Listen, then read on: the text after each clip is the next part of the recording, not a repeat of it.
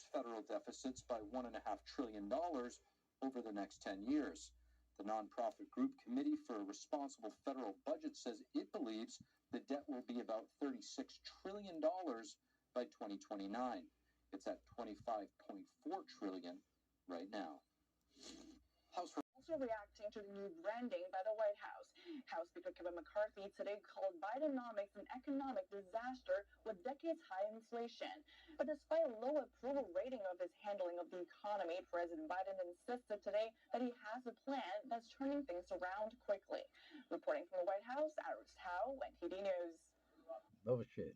Former President Trump has filed a counterclaim lawsuit against the author who said he raped her in a dressing room in the 1990s.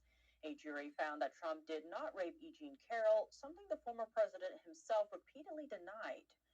Trump's counterclaim comes just a month after he was ordered to pay $5 million in damages to Carroll. That's after a jury found him liable for battery and defamation. Trump's counterclaim states that Carroll damaged his reputation by accusing him of rape during her appearance on CNN, one day after a jury found that Carroll did not prove that Trump raped her.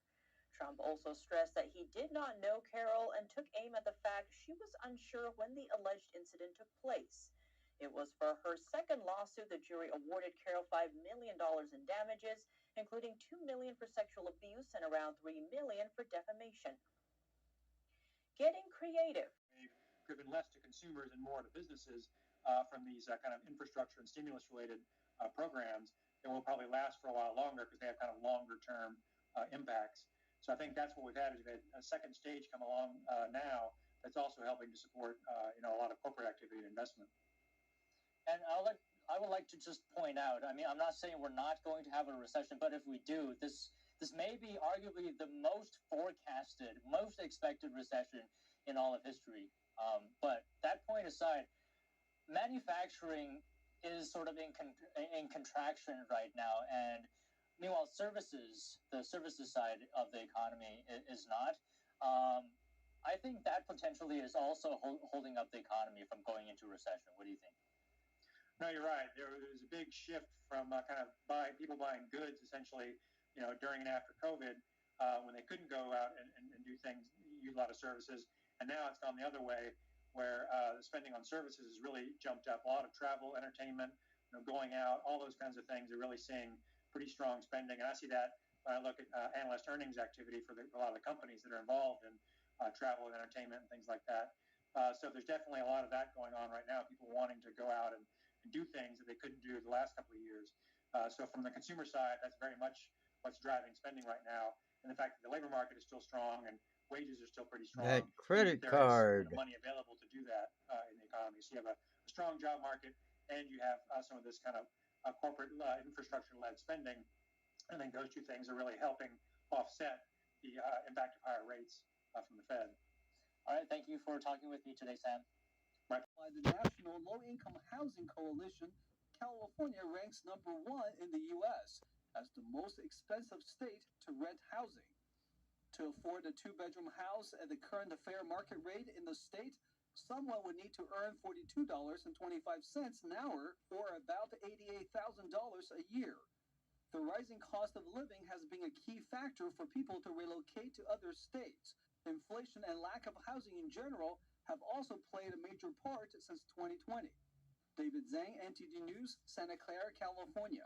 To the new ban, homeless individuals will be given 3 opportunities to accept shelter. If they refuse a third time, they will be arrested and jailed. Opponents said the ordinance plan was not thorough and the city has no resources to enforce it. Councillor Kent Lee shared concerns with how the ban may create confusion and push encampments into further remote spaces. He believes the city should be focusing on creating more shelter spaces and housing. The San Diego Regional Task Force on Homelessness reported there are currently 10,000 homeless people in San Diego County. Half of them are in transitional housing or in an emergency shelter.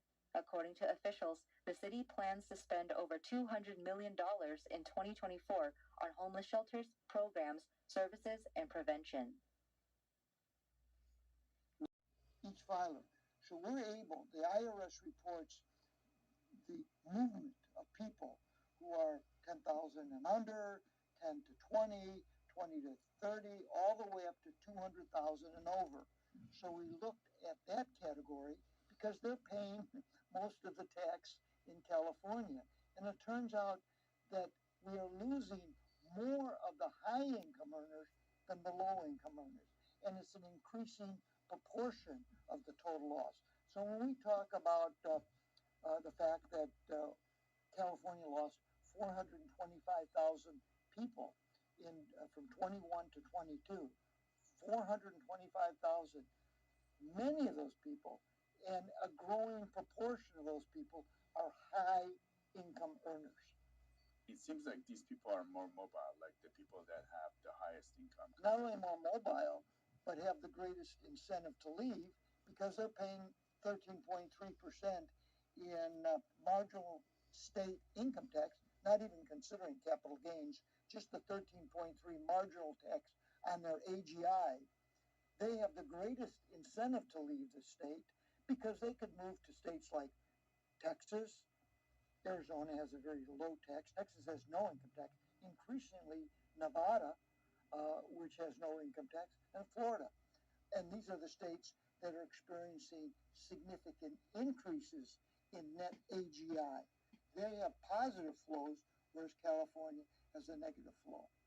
And this is also, and the businesses are leaving too, right? In the documentary, you mentioned that a good portion of CEOs, you guys had a survey of CEOs. And UCLA and UCSD, University of California at San Diego. We worked together to formulate a questionnaire that we sent out to chief executive officers of companies throughout the state. And we asked them, how do you feel about doing business in California? What are the prospects of your business relocating out of the state? And we're coming back with as many as 50% of the CEOs suggesting that we're planning to leave California in the future. Why? The two things that were cited, high taxes and high regulation, and the second thing, high housing prices.